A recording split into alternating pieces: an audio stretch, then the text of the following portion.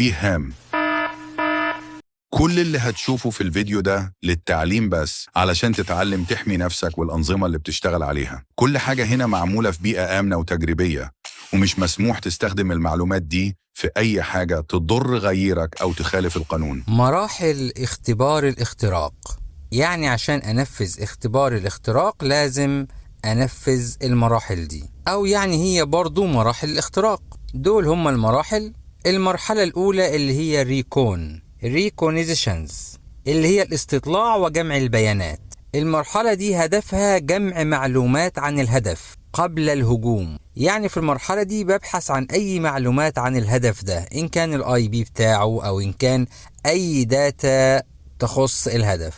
وده الهدف منه إن نعرف نطاق الهدف، السكوب بتاعه، وعناوين الاي بي بتاعته، والدومينات، والخدمات المحتملة. في منها نوعين، في نوع اللي هو الباسيف والنوع اللي هو الاكتيف. الباسيف اللي هو السلبي، يعني زي كده البحث في جوجل أو من خلال السوشيال ميديا. الأكتيف اللي هو النشط، ده التعامل المباشر مع الهدف، ده من خلال أوامر مثلا زي البينج، NS لوك اب، الديج، التريس روت. خلاص أنا خلصت المرحلة الأولى وتوصلت للآي بي بتاع الهدف، توصلت المعلومات عنه، عن الدومينات بتاعته.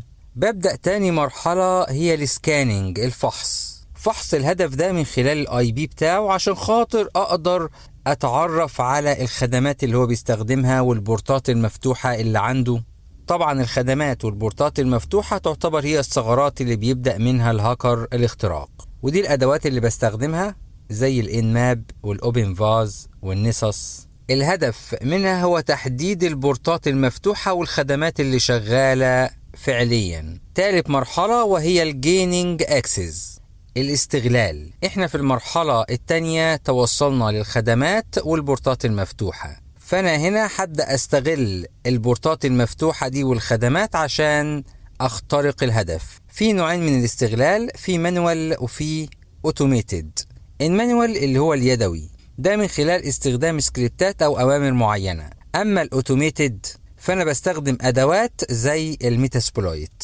رابع مرحلة وهي المينتيننج، ما بعد الاستغلال، ودي المرحلة اللي بعمل فيها رفع للصلاحيات وتثبيت نفسي في النظام اللي هو البرسيستنس، من خلال فتح باب خلفي باك دور للدخول الدائم. يعني المرحلة دي ما بعد الاستغلال، يعني ما بعد الاختراق. انا اخترقت خلاص، هعمل ايه في المرحلة دي؟ هعمل رفع للصلاحيات، هعلي صلاحياتي وحثبت نفسي في النظام عشان اقدر ادخل بعد كده بسهولة، مش كل مرة هدور على ثغرة ادخل منها.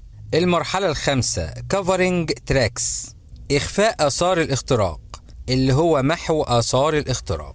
يعني بعد ما تم الاختراق الهاكر بيخفي اثار الاختراق بتاعته، يعني بيخفي اي اثار تدل على انه حصل اختراق اصلا، زي محو السجلات والتمبرري، الملفات المؤقتة وحاجات زي كده يعني. واخر حاجة بتبقى الريبورتنج، اللي هو كتابة التقارير، ودي بيتم كتابة تقرير ملخص عن كل اللي حصل بشكل واضح ومنظم. اول حاجة مقدمة اللي هو نطاق الاختبار والهدف، المنهجية اللي هي الخطوات اللي انا اتبعتها، النتائج اللي هي الثغرات اللي لقيتها يعني، والتوصيات يعني ازاي ممكن نتفادى الثغرات دي. كده وصلنا لنهاية الفيديو. فهمك لكل محاضرة بتاخدها هو خطوة بتقربك أكتر لعالم السايبر سيكيورتي. لما تتعلم السايبر سيكيورتي صح هتقدر تكتشف الثغرات وتحدد نقاط الضعف في أي نظام بسهولة، وتكون هاكر أخلاقي محترف. خلي فضولك دايما صاحي واشتغل على مهاراتك عشان تكون قادر تحمي الشبكات وتحللها بذكاء.